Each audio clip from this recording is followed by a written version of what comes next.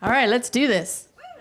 All right, so in 1482, Leonardo da Vinci wrote to the Duke of Milan and said, I need your patronage and your support. He is the first person recorded to having used a resume. 1482, people, it's 500 years later. Sheryl Sandberg addressed some HBS students and said, look for opportunity, mission, growth, impact. Progress isn't always a ladder. It could be a jungle gym, sideways, forward, backwards, etc. Build your skills, not your resume. In World War II, women were instrumental in the war effort because they had the skills to build airplanes. Yes. But they rarely got 50% of the wages their male counterparts made for doing the same job. NASA hired hundreds of women to be human computers because they had the skills. Judith Love Cohen invented the abort guidance system. Without her, the Apollo 13 astronauts would never have made it home. Fun fact, she is the mother of actor Jack Black. This is me when I went into the Navy in 1979. Yes, it's in color.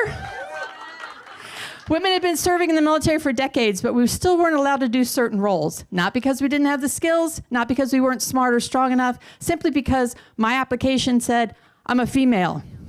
Have you ever taken a blind taste test where you're evaluating something without the influence of other factors to find out what's right about something? But yet every time we pick up a resume, we are influenced by every other factor to judge somebody for what's wrong with them. The Voice is one of my favorite shows. The singers are judged on their skills. The judges don't have a resume. They don't see the candidate to judge them on their age, ethnicity, background, gender. Simply on their skills. Why? Because skills matter. Say it with me, people. Skills matter. Not when I got them, not where I got them, not how long I've had them, not misguided perceptions about what roles belong to what gender. Simply because I have the skills you need for your business. So why are we still stuck in 1482 using resumes? When was the last time you were judged negatively and it felt good? Think about all the resumes you've submitted, some more than others, and you didn't get an answer. What did you likely do the next time? You lied. 56% of people lie or stretch the truth on their resume. The downstream cost of that? Wasted HR time, bad interviews, low productivity, and the dreaded word, turnover. So if the cost of using a resume isn't worth enough to ban them, let's talk about the ROI of not using them.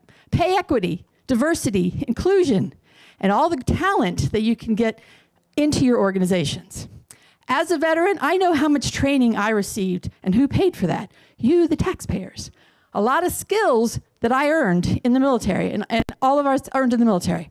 But yet 95% of veterans are filtered out because of lack of industry experience, previous employer, previous title, or education. 20% neurodiverse. Jeff mentioned that.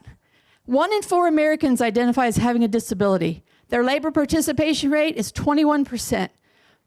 Versus 63% because of resume stigma. 70 million Americans have some form of criminal record. They need jobs too to support themselves, their communities. We all benefit from that. Yet most of them are not included in our wonderful unemployment rate that we're so proud of. So how do you build a skills-based environment? You need to know the skills your organization needs. And then you need to make sure that your process and your people value those skills, understand them, and look for them in other places besides a resume. People are no longer willing to settle for jobs or companies that don't match their skills or their values. By implementing a skills-based process, you can get your employees to thrive within your business and get your business to grow. Have you ever gone to a dance and no one asked you to dance? Have you ever come to a networking event and no one talks to you? It's not a good feeling. Yet every time we look at a resume, we're decimating the invitation for somebody to come to our company by judging them. Successful companies change fast, and implementing a skills-based hiring will get you to the talent that you need, a motivated workforce that stays longer. Retention benefits all of us. Skills-based hiring is the future. The future is already here. It is the path to eliminate bias and discrimination. It is the path to job growth and economic expansion. If just 1% more of people with disabilities were able to enter the workforce, our GDP would grow by $25 billion. So the next time you pick up a resume, ask yourself why, and then figure out how to get that person dancing in your organization. ban resumes, people. Be inclusionary.